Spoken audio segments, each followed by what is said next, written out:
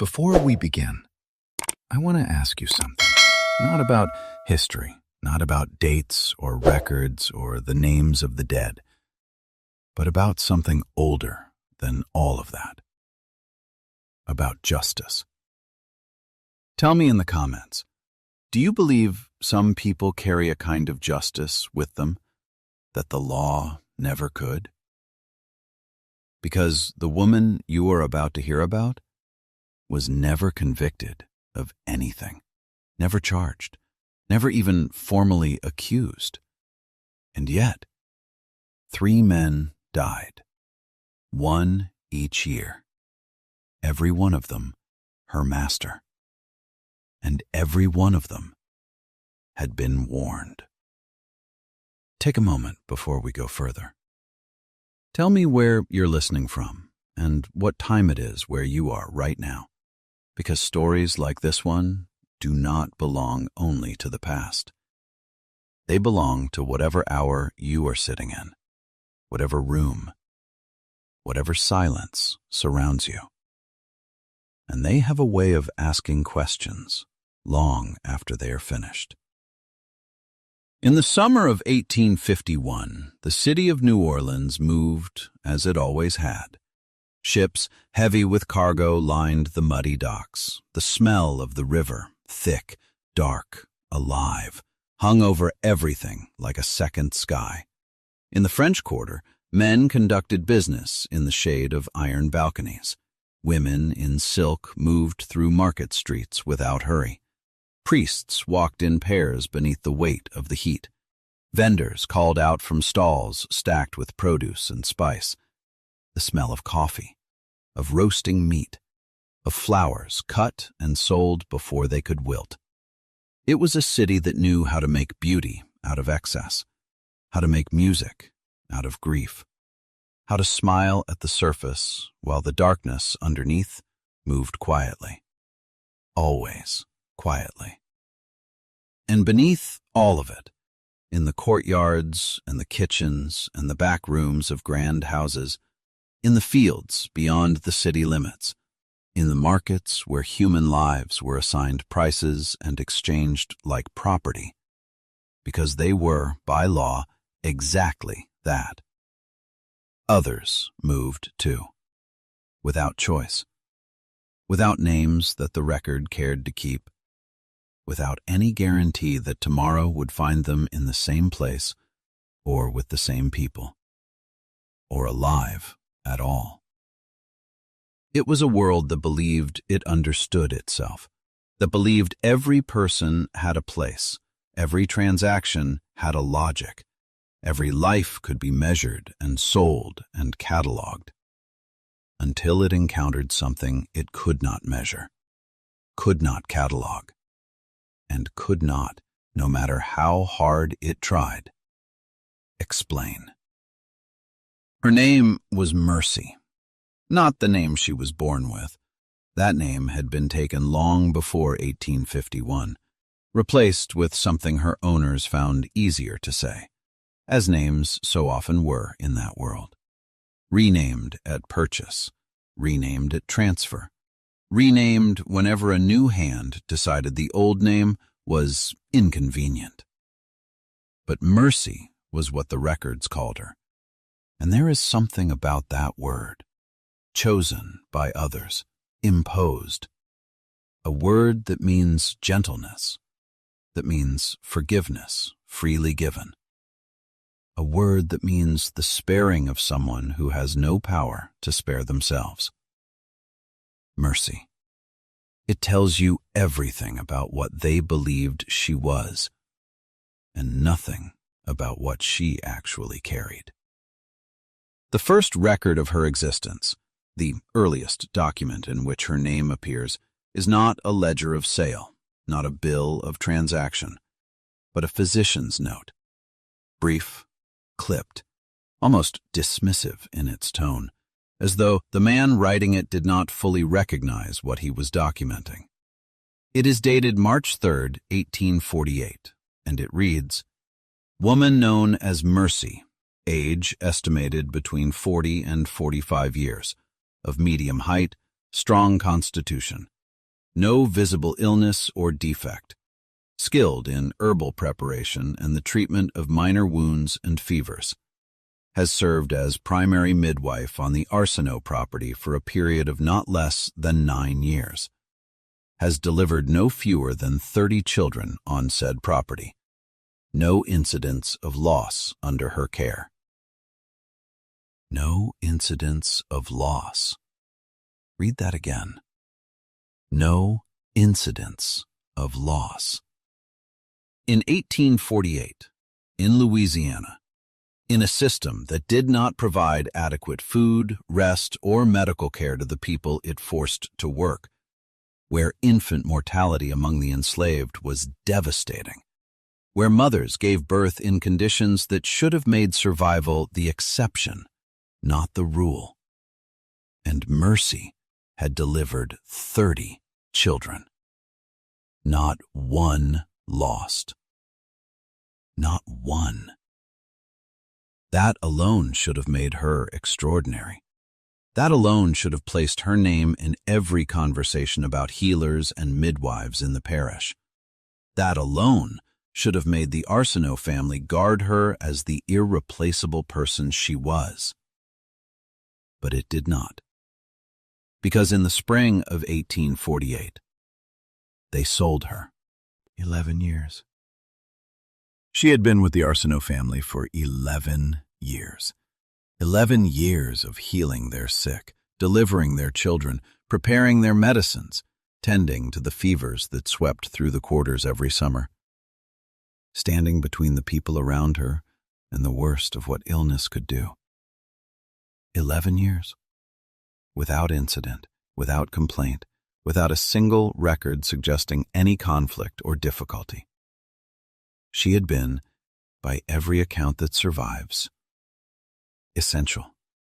The kind of person whose absence a household would immediately and painfully feel.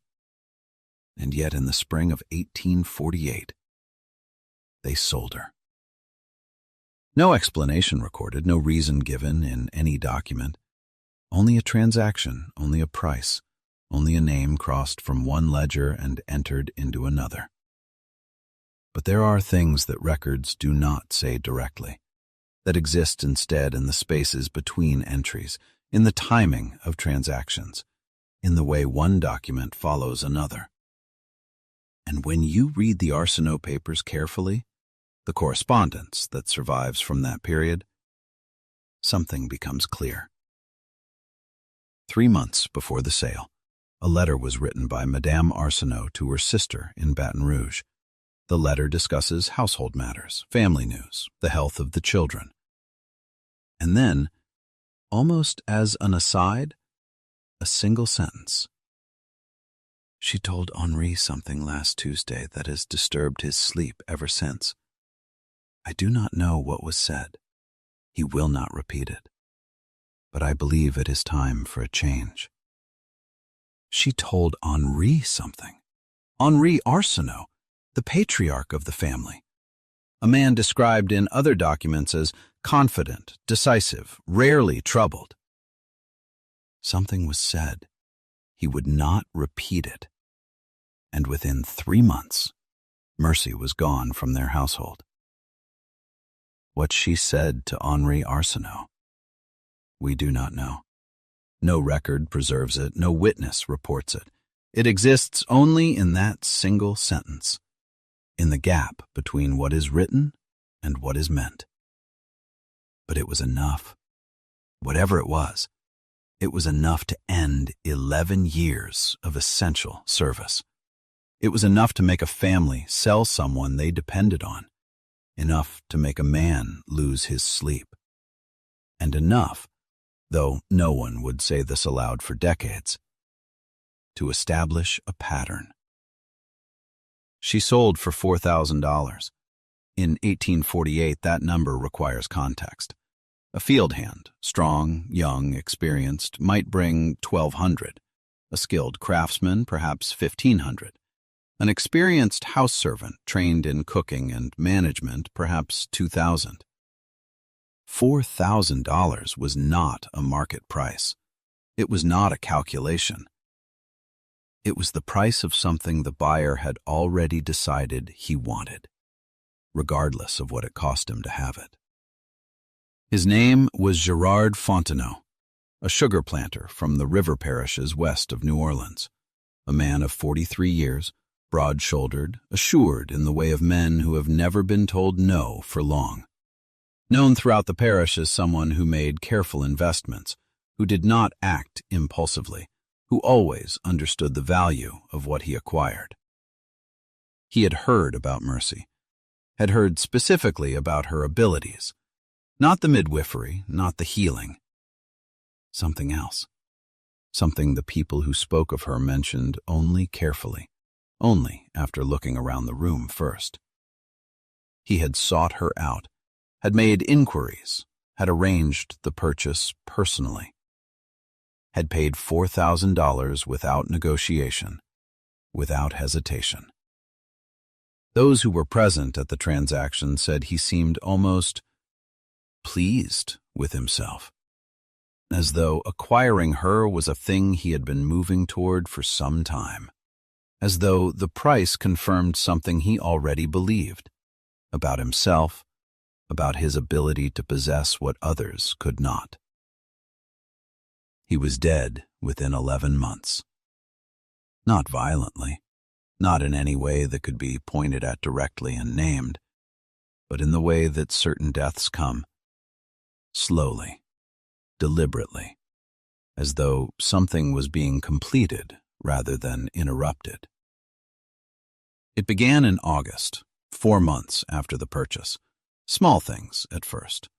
A loss of appetite, not dramatic, just a man who had always eaten well, eating less, sleeping poorly, rising in the night and standing at windows and not being able to say why. His wife, a woman named Marguerite, would later describe those early weeks in a letter to her brother. Gerard is not himself. He is not ill in any way I can name, but something about him has changed. He is quieter than he used to be. He looks at things for too long. He started a sentence last night and did not finish it, just stopped and sat for almost an hour. I did not know what to say, so I said nothing. By October, the small things had become larger. The appetite was fully gone. The sleep was nearly gone. He had stopped attending to business. His overseer, a man named Thibodeau, began handling matters that Fontenot had always handled personally. And Thibodeau would later tell a friend, in a letter preserved in private papers, "I do not know what is happening to him. He was the sharpest man in the parish 6 months ago.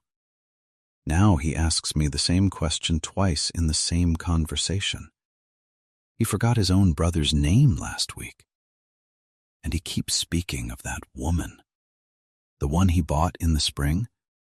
Not with anger, not with any particular emotion I can identify, just speaking of her. The way you might speak of something that is always present in the room, even when it isn't." His personal physician, Dr. René Caillot, had been treating the Fontenot family for years. He was not a man easily alarmed. He had seen fevers, injuries, difficult births, slow declines. He had a vocabulary for illness, a system for understanding it. But what he encountered in those final months of 1848 tested that system in ways he had not anticipated. He recorded in his clinical notes, "Monsieur Fontenot presented in continuing decline from August onward. No identifiable disease process, no fever sustained, no injury, no evidence of poisoning on examination. He described a persistent and worsening sensation, as though something was being drawn out of him slowly." His words, not mine. I could not improve upon them medically, which troubled me more than the symptom itself. Drawn out of him, slowly. Caillot wrote those words and then stopped, did not elaborate, did not offer an alternative explanation, did not suggest what might be drawing, or why. Perhaps he did not know. Perhaps he knew and chose not to write it. Gerard Fontenot died on the 14th of February, 1849, Valentine's Day. Whether that is significant or simply the date on which his body finally completed what had been happening since August, no one can say. He was 44 years old. He had been healthy 6 months prior. He left behind a wife, 3 children, a sugar operation, and a household that had to reorganize itself around his absence. And one other thing. One thing that Marguerite Fontenot handled personally and quietly within 3 weeks of his burial. The sale of mercy. The transaction record is brief, a single line in a ledger. The price not disclosed. But one detail is noted in the margin, in handwriting that appears to be Marguerite's own. 2 words added after the transaction was complete. 2 words that are not standard in any sale document of that period. 2 words that suggest something other than commerce. They read, "Good riddance." Good riddance. Not a seller's note, not a practical notation. Something else. Something that came from a place below business, below transaction. From whatever part of Marguerite Fontenot had watched her husband decline and had, in some quiet, unspoken part of herself, already decided what she believed. The second buyer was a man named Prosper Delacroix, a lawyer, educated in Paris, returned to Louisiana with his degree and his certainties. A man of 40 years who believed that the world operated according to principles that could be understood, categorized, and argued before a court of law. He had heard about Fontenot. He had heard the whispers that were already circulating in certain drawing rooms. He had considered them, and he had dismissed them completely, with the particular thoroughness of a man who has never been made to doubt his own reasoning. A woman, he was reported to have said to a colleague named Beaumont, not a phenomenon. A woman of unusual skill who happened to be in the household of a man who happened to fall ill. That is not a pattern. That is 2 facts placed next to each other by people who prefer mystery to medicine.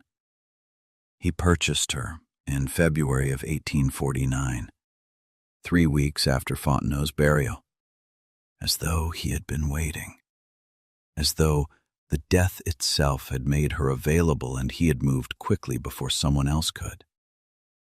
The price he paid was not recorded, but those who knew him said he made the arrangement with unusual speed. For a man who was known for deliberation, for careful consideration, he moved on this with a speed that surprised the people who knew him best. He was dead by the following January. 10 months. 11 for Fontenot, 10 for Delacroix. The pattern was not exact, but it was unmistakable. Delacroix's decline followed the same shape, first the appetite, then the sleep, then a quality of attention that those around him began to describe in the same words, almost the same words, that Thibodeau had used about Fontenot. Something quieter than he used to be, something that looked at things for too long, something that had changed in a way that could not be named directly. But his clerk, a young man of 23 named Edouard Martel, observed something additional, something that the records around Fontenot do not contain. Because Martel was a careful observer, and because Martel, unlike the others, wrote down what he saw without trying to make it reasonable. In a private letter to his mother, never intended to be read by anyone else, he wrote, "I must tell you something that I have told no one here, because I do not know who would believe me. Monsieur Delacroix has changed since acquiring that woman. Not in the ways people speak of when they discuss Fontenot, not illness, not confusion, not yet, but in this way. He has begun to talk. I mean this precisely. He has begun to confess things. Not to a priest, not formally, not in any ritual sense, but in conversation, at odd moments, with people who have no connection to whatever he is disclosing. Last Tuesday, he told the account clerk, a man named Remy who has worked for the firm for 11 years, that he had once falsified a land document in 1842. He gave Remy the name of the man he had wronged and told him the precise amount of money involved. Then he went back to his desk, as though nothing had happened. The day before yesterday, he told me something about a family in Opelousas, something I will not repeat, but something that, if true, would have consequences that no court of law could ignore. He said it the way you say good morning, the way you comment on the weather without distress, without particular emotion. And then he looked at me with an expression I have never seen on any human face, an expression I can only describe as relief, as though the words once said had lifted something from him. I do not know what this woman has done. I do not know if she has done anything at all. But I know that Monsieur Delacroix is lighter after these moments, and darker the next morning, as though whatever he releases in speech returns in sleep, and takes more with it each time it comes back. The understanding was costing him everything. That is how Martel would later describe it, in a second letter written after Delacroix's death. The understanding, not illness, not curse. Understanding. By now, the whispers had changed entirely. They were no longer whispers at all. They were the kind of talk that fills the spaces of a city, that moves through markets and parlors and the long tables of plantation kitchens, that gets carried by travelers and repeated in cities 100 miles away. 2 masters, 2 deaths, 1 woman, 1 pattern, and a city that ran on certainty, on the idea that everything had an explanation that power could control, beginning very quietly to feel uncertain. An elderly free woman of color named Celeste sold herbs and remedies from a stall near the French market. She had known Mercy for years, before the Arsenault sale, before any of it.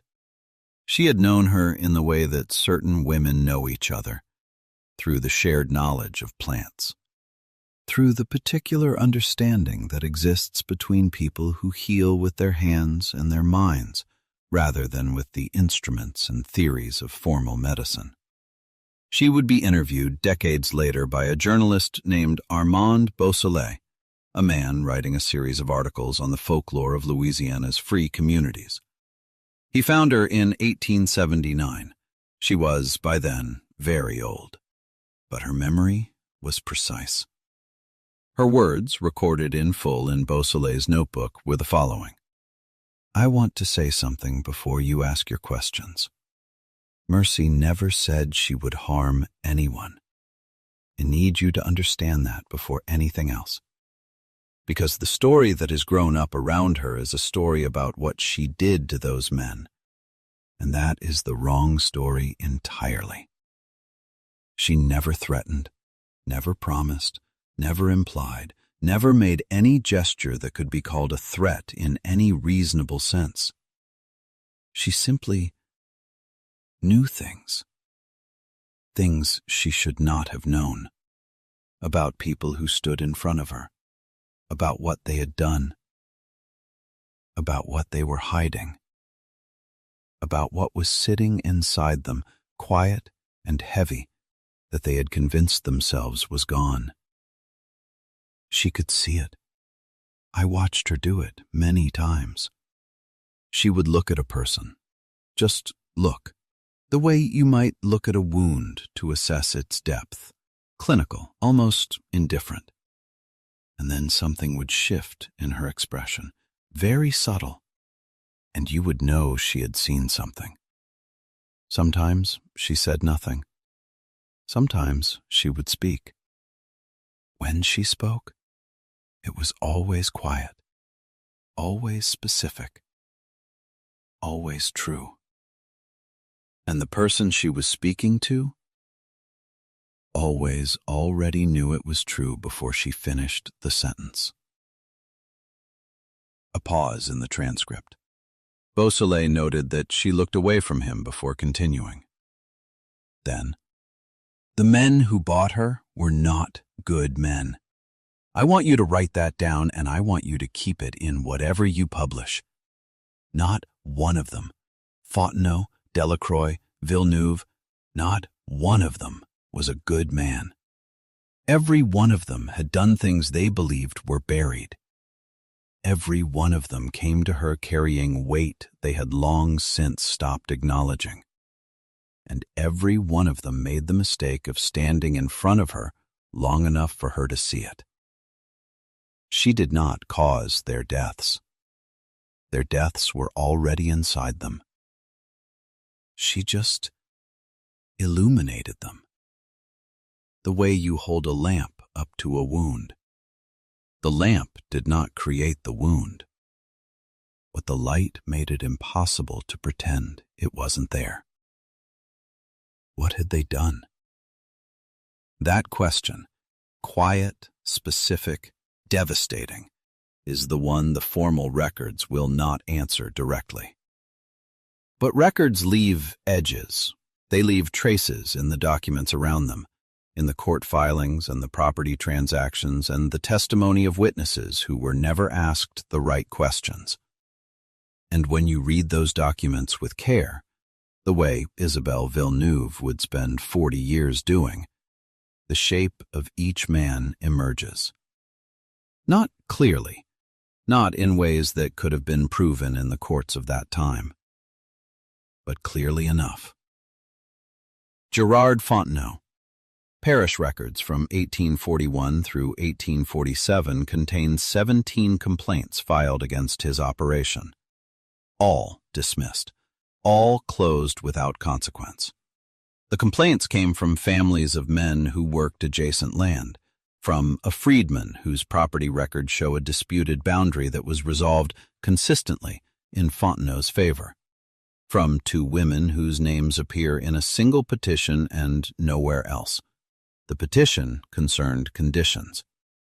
It was dismissed in 4 days, without hearing, without any record that it was read. Prosper Delacroix. The Opelousas family Martel referenced in his letter, but refused to name, appears to match a family called Thoreau, prominent until 1843, when they were not, when a land dispute went against them in a case that Delacroix argued for the opposing party. The Thoreau family filed a separate complaint in 1844 alleging fraud in the documentation. The complaint was heard by a judge who was, at the time, a personal friend of Delacroix's. The complaint was dismissed. The Thoreau family left Louisiana in 1845. Their property now belonged to someone else. Auguste Villeneuve. The records around him are quieter, more carefully managed. But a single account from a woman named Odette, recorded by Isabelle Villeneuve herself, contains a description. Odette had been enslaved on the Villeneuve property for 6 years before Mercy arrived. She was, in Isabelle's notes, described as a woman of precise memory and no inclination to embellishment. Odette said, "I cannot tell you what he did, not with words that would mean anything to someone who wasn't there. I can only tell you that the women on that property lived differently than the women on other properties I had known, that we had learned ways of moving through space, ways of not being present in certain rooms at certain hours, ways of making ourselves very small. And when Mercy arrived, and when I realized she could see it, all of it, just by looking. I felt something I had not felt in 6 years on that property. I felt witnessed. For the first time, I felt like someone else knew the truth of it, without me having to say a word.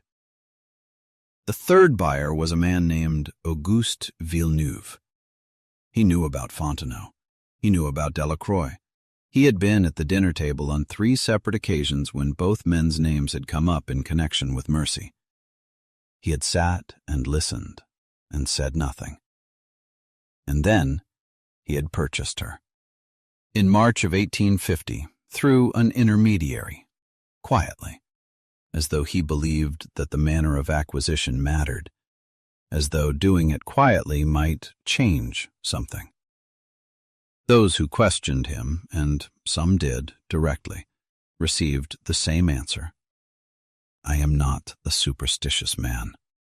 I am not governed by the fears of lesser minds. I have examined the facts, and I find them insufficient. 2 men died. Men die. I will not restructure my life around coincidence. He believed that, or he told himself he did. He was dead in 10 months. But Auguste Villeneuve's story is different from the ones that came before. Not in its ending. His ending was the same pattern, the same progression, the same darkening, the same sense, recorded by his own physician, a Dr. Armand Gautier, of something being drawn out slowly. Gautier used almost the same words as Caillot, almost the same words, as though the condition itself imposed its own vocabulary on the people trying to describe it. But Villeneuve left something the others did not. He left a daughter who refused to stop looking. Her name was Isabel, 16 years old when her father died, the eldest of his 3 children. Dark-haired, slight, possessed of the particular quality of attention that sometimes develops in young people who have been made to observe something they cannot explain, something that resists every category they have been given. She had watched her father from the moment Mercy arrived. She had watched Mercy every day, in the particular way of someone who is both drawn to and afraid of what they are watching, trying to understand, trying to categorize, trying to make it fit into something manageable, and failing. Every day, failing. She was present on the afternoon that she later identified in her document as the turning point, not in her father's decline, but in her own understanding. She was sitting in the upstairs hallway, reading, or pretending to read, when Mercy passed her on the way to the kitchen and stopped. Isabel wrote about this moment in her document, at length, with the kind of detail that suggests it never left her. She stopped. She looked at me. Not the way servants were expected to look at the children of their owners, not downward, not past me, directly, for a long moment. And then she said, in a voice that was low and entirely without drama, 3 words. Not a threat, not a prediction, not even, I think, intended as a warning.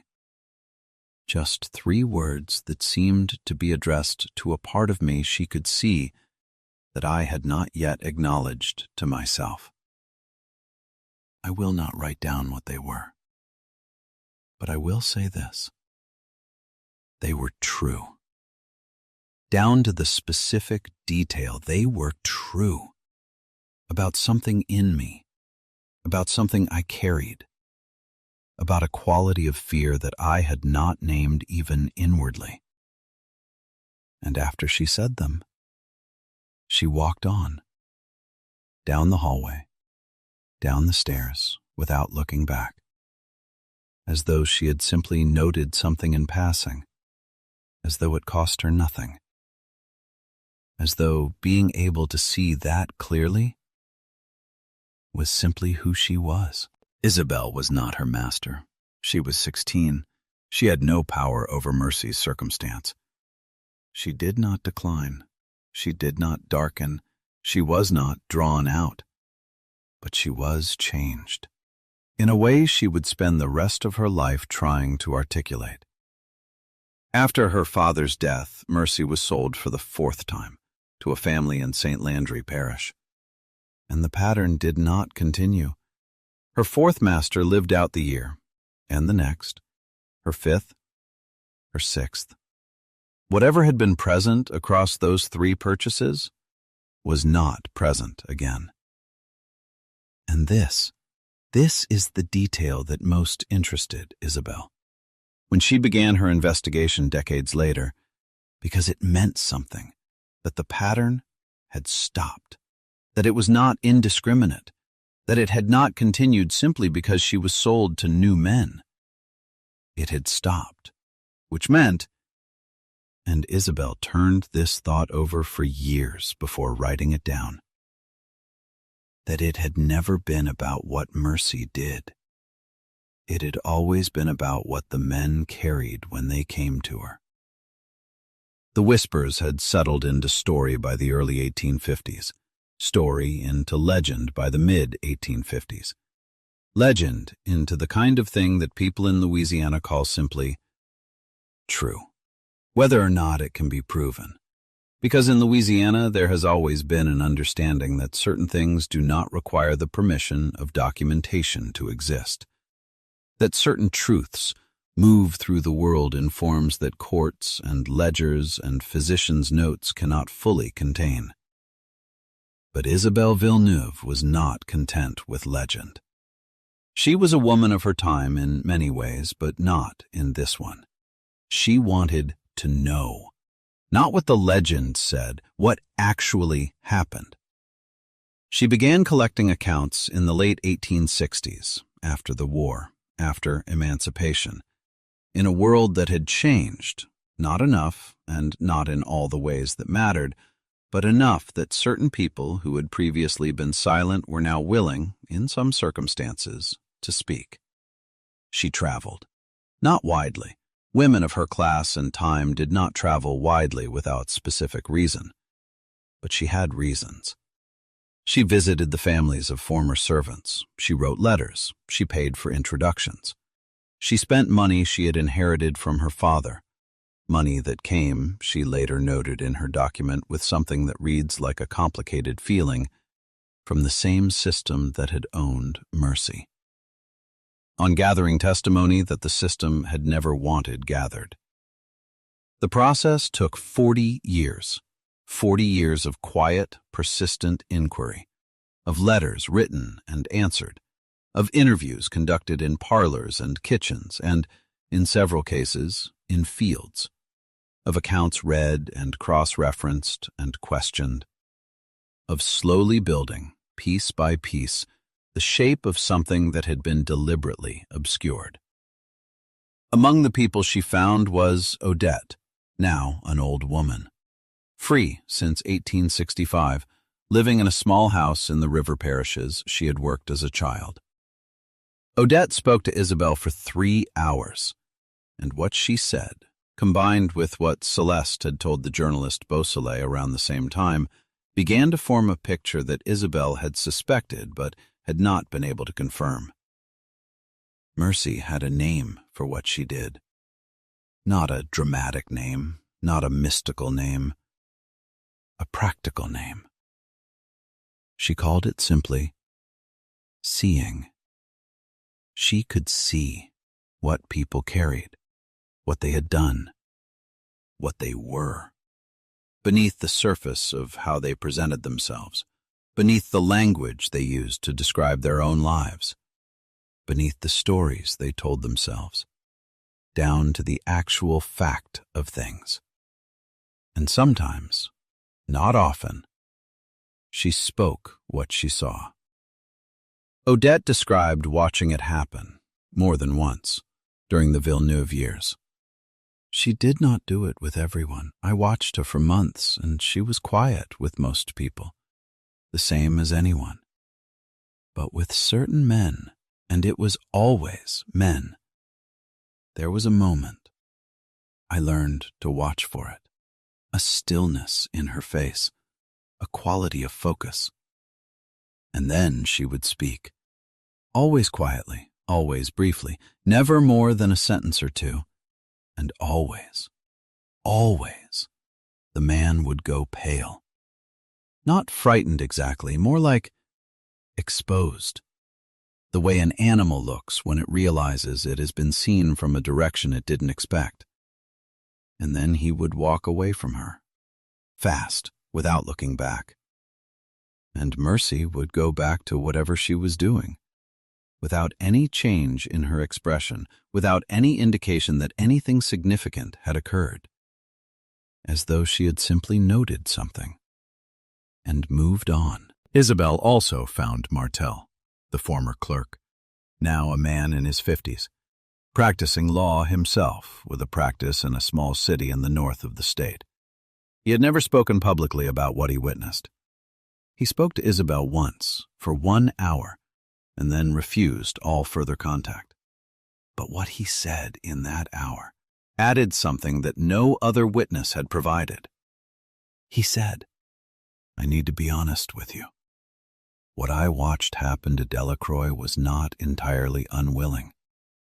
I watched a man spend 10 months letting go, not being drained, not being taken from, letting go."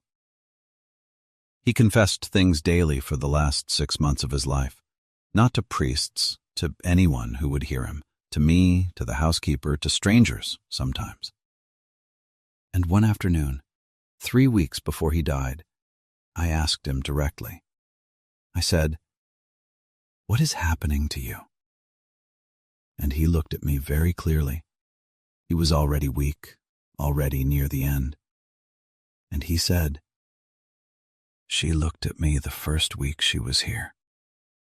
Just looked, and I felt everything I had done, everything I had ever done, rise up inside me the way water rises, all at once, clear, undeniable.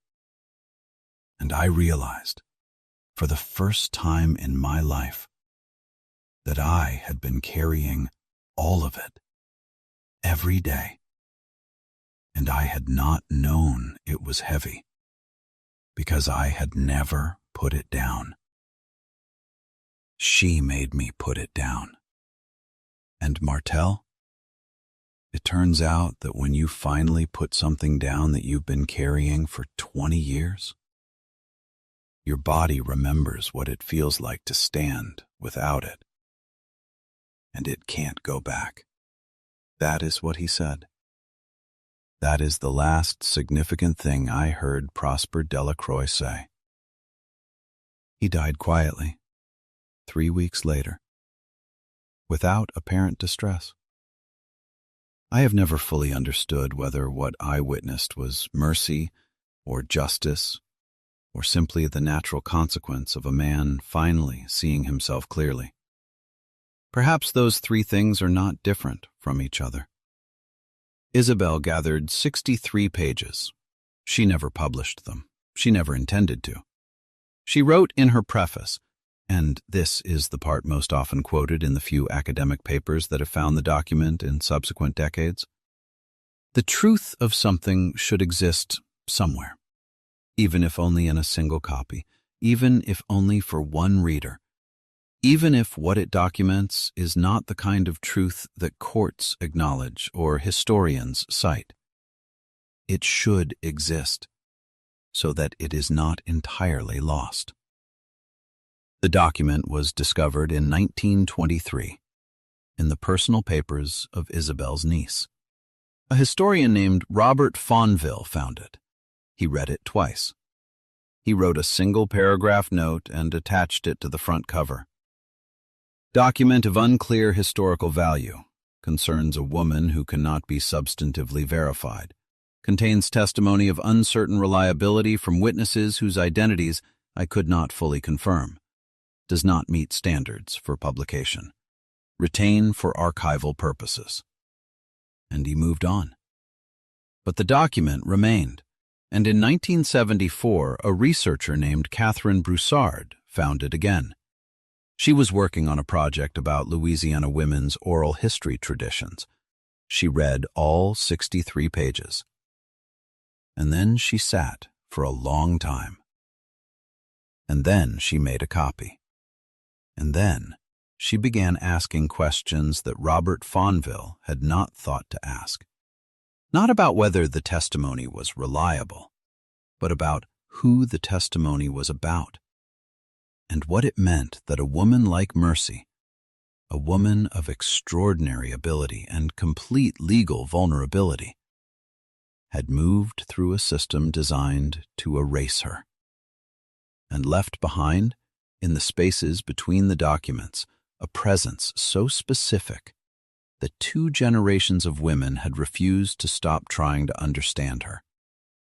Mercy's final records place her in St. Landry Parish in 1858, age listed as approximately 50, working, the record notes, as a midwife and healer in the surrounding community. No further documentation after that date. No death record, no sale record. Because by 1858, the system that had moved her from ledger to ledger was beginning to fracture. And in that fracture, some people slipped through.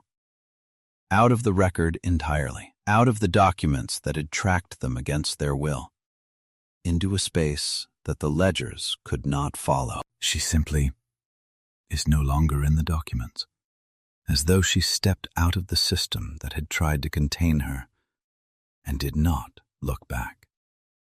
There are people in St. Landry Parish today who carry a particular story, passed through their families. Not written, never written, but kept in the way that certain stories are kept, in the tone of voice, in the detail that never changes across 100 retellings, in the specific quality of attention that comes over a face when the story is told. The story is about a woman who could see, about a woman who moved through their community in the years before and after the war, who delivered babies, who healed fevers, who sat with the dying and spoke to them in ways that seemed, by every account, to make the leaving easier. She is described differently in different versions, older in some, younger in others, moving on foot, moving by cart, sometimes alone, sometimes with a young woman beside her who also knows the herbs. But in every version, the same detail. She looks at you, and she sees. And if she speaks, she is always right. The house where Auguste Villeneuve declined and died still stands, or stood until recently. A narrow structure on a street that no longer carries its original name. The neighborhood around it changed over 150 years, changed again, is something else now. A woman who grew up in a house nearby, interviewed by a local journalist in 1987, said the following. "There is a smell sometimes, in the evening usually, when the air is still and the heat is just starting to release. Something herbal, something I never learned the name of, something that isn't any single plant but is several plants together. Something that smells like, I don't know how to say this exactly, like something that is working, like something in the middle of doing what it does." My grandmother used to say it was a woman passing through. Not haunting, she was always clear about that, not haunting the place. Just passing. The way some people never fully leave a location where something important happened, where something was seen and said, and finally known. Not haunting, just passing. Mercy's story does not end with an explanation. It does not resolve into certainty. It does not give you the satisfaction of knowing exactly what she was or what she did, or whether the three men died because of something she caused, or because of something they had already done to themselves, long before she ever stood in front of them. That question remains open. It has remained open for 170 years, and it will remain open. Because the documents do not close it, and the testimony does not close it. And Isabelle Villeneuve's 63 pages do not close it. They only make the question more specific, more personal, more impossible to dismiss. What Isabelle concluded after 40 years of careful looking was this: I spent the better part of my adult life trying to understand whether Mercy was dangerous, whether what happened to my father was something she caused, whether the deaths were her doing or the disease of guilt finally finding its natural conclusion, whether I should be afraid of what she was or grateful or something I have no word for. And I have reached the conclusion that I was asking the wrong question entirely. For 40 years, the wrong question. The right question is not what she did to them. The right question is what they had already done to her, to others, to everyone around them, to the world that permitted all of it and called it order. She did not kill 3 men. She simply refused to pretend that she could not see them clearly. And they could not survive being seen by someone they believed had no right to see them at all. That was the unbearable part. Not what she knew, who she was. An enslaved woman. A woman the law considered property. A woman who was supposed to see nothing, say nothing, carry nothing of her own. And she saw everything. And she said what was true. And it undid them.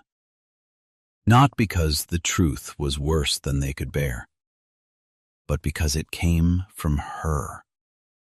And they had spent their entire lives constructing a world in which that was impossible. Mercy's name appears in the records 31 times across a span of 10 years.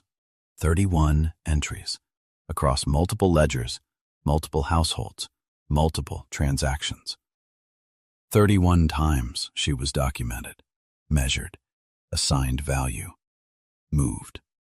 31 times the system noted her existence for its own purposes, and in none of those 31 entries does a single one ask what she thought, what she knew, what she saw when she looked at the men who stood before her, what she carried, what it cost, what it meant.